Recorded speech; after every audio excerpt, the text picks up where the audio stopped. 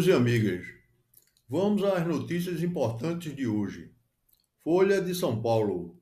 Nevasca atinge os Estados Unidos. Uma forte tempestade de inverno atingiu os Estados Unidos nos últimos dias, espalhando neve pesada, chuva congelante e frio intenso por uma longa faixa do país. A NOAA e o Serviço Nacional de Meteorologia, NWS, emitiram alertas de Winter Storm e Ice Storm para amplas áreas com previsão de viagens perigosas, baixa visibilidade e formação rápida de gelo nas estradas e na rede. Nos Estados Unidos é o frio extremo. Os estados de Nova York e Nova Jersey chegaram a declarar situação de emergência por causa de uma nevasca. Em Nova York, a sempre movimentada Times Square ficou assim, branquinha. Alguns turistas se divertiram e aproveitaram para tirar fotos. Mas a nevasca também provocou transtornos e deixou cerca de 23 milhões de pessoas sob alerta. Em algumas áreas, o acúmulo de neve chegou a 25 centímetros. Em toda a região nordeste dos Estados Unidos, os motoristas foram orientados a evitar as estradas por causa do risco de acidentes. Mas o principal problema foi no setor aéreo. Mais de 14 mil voos domésticos e 2 mil internacionais foram atrasados ou cancelados. Tudo isso numa época do ano de muito movimento nos aeroportos do país.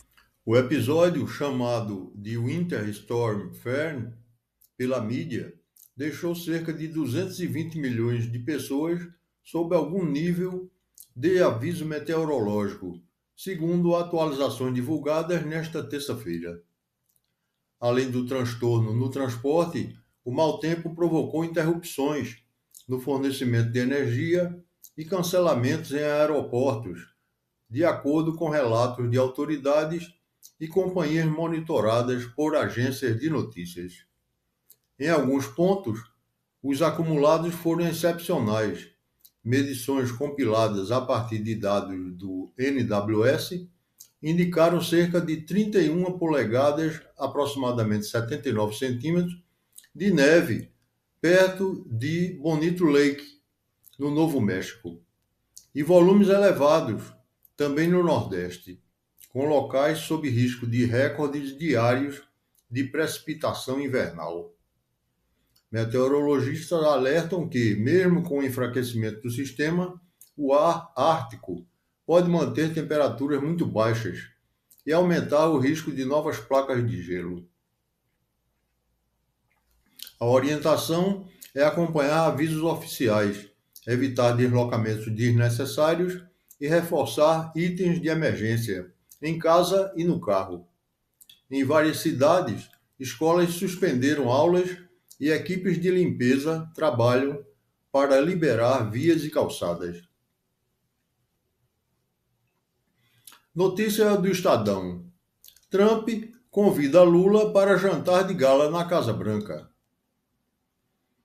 O presidente dos Estados Unidos, Donald Trump, convidou o presidente Luiz Inácio Lula da Silva para uma visita a Washington, após uma conversa telefônica de cerca de 50 minutos, realizada na segunda-feira, segundo informou o governo brasileiro. O presidente Lula conversou hoje por telefone com o presidente americano Donald Trump. Lula e Donald Trump conversaram durante quase 1 hora por telefone no fim da manhã. Segundo a nota divulgada pela presidência, os dois trataram de temas ligados à relação bilateral e à agenda global. Celebraram o bom relacionamento construído nos últimos meses, que resultou no levantamento de parte significativa das tarifas a produtos brasileiros. Lula reiterou a proposta encaminhada ao Departamento de Estado em dezembro de fortalecimento da cooperação no combate ao crime organizado. Segundo a nota, a proposta foi bem recebida pelo presidente americano. Na semana passada, os Estados Unidos convidaram o Brasil a fazer parte do Conselho de Paz criado por Trump, inicialmente para encontrar uma solução para o conflito na faixa de Gaza. Durante a conversa de hoje com Trump, o presidente Lula expôs algumas ressalvas, como a abrangência do Conselho, e propôs que ele se restrinja à questão de Gaza e que a Palestina participe desse órgão. Lula voltou a defender a necessidade de uma ampla reforma da ONU, a Organização das Nações Unidas, com ampliação do número de membros permanentes do Conselho de Segurança, reivindicação antiga do Brasil. Os dois presidentes também abordaram a situação na Venezuela. Lula ressaltou a importância de preservar a paz e de trabalhar pelo bem-estar dos venezuelanos. Ontem, num discurso a trabalhadores do setor de petróleo, a presidente interina, Delcy Rodrigues, disse que está farta da pressão americana. Chega de ordens de Washington sobre os políticos na Venezuela. Deixemos que a nossa política resolva as diferenças e os conflitos internos. Chega de potências estrangeiras. No início do mês, Trump havia declarado que se Delcy não fizer o que é certo, ela vai pagar um preço muito alto, maior que o de Maduro. Militares americanos capturaram Maduro e a mulher dele em Caracas no dia 3 de janeiro. O ex-ditador está preso nos Estados Unidos. A nova estratégia do Departamento de Guerra dos Estados Unidos para barrar a influência de Rússia e China na região cobra cooperação dos países próximos. O documento divulgado na sexta passada afirma: nos envolveremos de boa fé com nossos vizinhos do Canadá, os nossos parceiros na América Central e do Sul, mas garantiremos que eles respeitem e façam sua parte para defender nossos interesses comuns. E onde não o fizerem, estaremos prontos para tomar medidas focadas e decisivas que promovam concretamente os interesses dos Estados Unidos. As Forças Armadas americanas estão prontas para aplicá-lo. Esse e outros temas deverão ser tratados presencialmente na Casa Branca. É que ficou combinado que Lula fará uma visita a Trump. E isso deve ocorrer depois da viagem de Lula à Índia e à Coreia do Sul, marcada para fevereiro. No diálogo, os dois trataram da situação na Venezuela, do combate ao crime organizado e do novo Board of Peace, Conselho de Paz, anunciado por Trump. Conforme a nota divulgada em Brasília, Lula defendeu a preservação da paz e da estabilidade regional. Ele também sugeriu que o Conselho de Paz proposto por Trump tenha foco na guerra em Gaza, com presença de representação palestina. A visita ainda não tem data oficial, mas a Band informou que o encontro pode ocorrer em março e incluir uma recepção formal na Casa Branca, com jantar de gala. A emissora afirma que a programação será detalhada nas próximas semanas, após compromissos internacionais de Lula na Índia e na Coreia do Sul. Sem confirmação pública sobre cerimonial, lista de convidados ou formato do evento, a expectativa é que a viagem seja usada para avançar pautas bilaterais, como comércio, investimentos e cooperação em segurança, além de alinhar posições sobre crises regionais. Auxiliares de ambos os governos devem preparar a agenda oficial. Manchete de O Globo.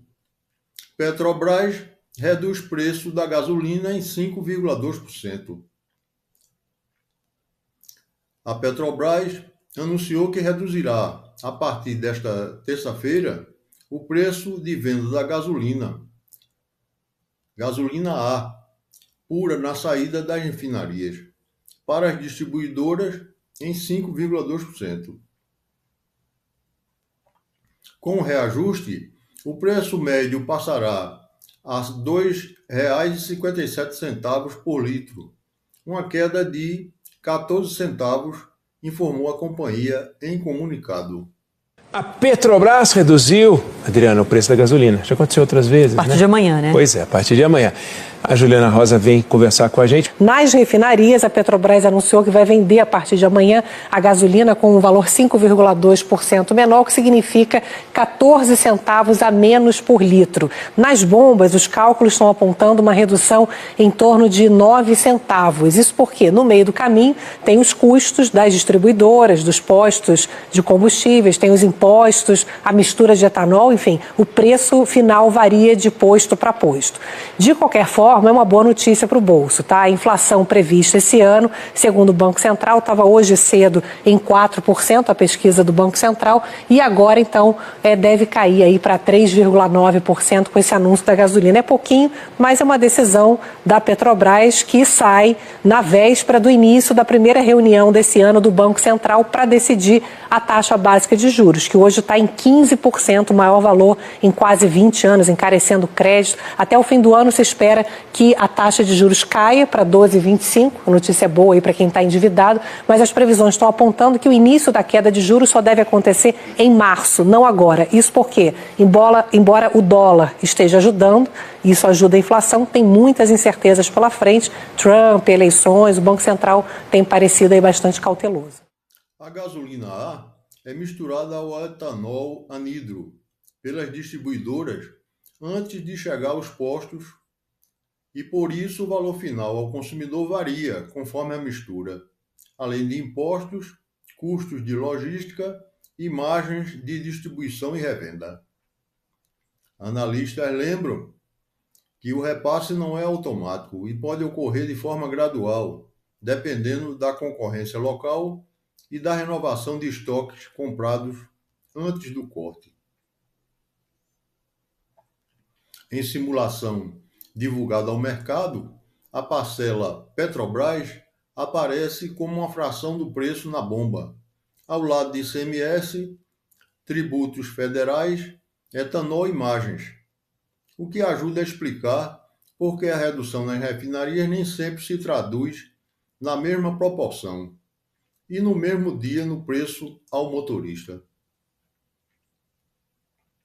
Além disso, amigos e amigas, é bom lembrar que no governo Bolsonaro, a BR Distribuidora foi vendida ao setor privado. A BR Distribuidora, que historicamente era a maior empresa de distribuição e comercialização de combustíveis e etanol do país, deixou de ser controlada pela Petrobras em operações de venda de ações realizadas em 2019 e 2021. Processo que se consolidou durante a gestão de Bolsonaro. Essa venda retirou o controle estatal da empresa e ela passou a operar como uma companhia privada, hoje chamada de Vibra Energia. Essa privatização, com apoio do setor financeiro, que apoia Bolsonaro, dificulta a oferta imediata da redução de preço que a Petrobras faz. Mesmo após o ajuste, levantamentos citados por veículos de mercado indicam que o preço doméstico ainda pode ficar acima de referências internacionais, mantendo o tema no radar.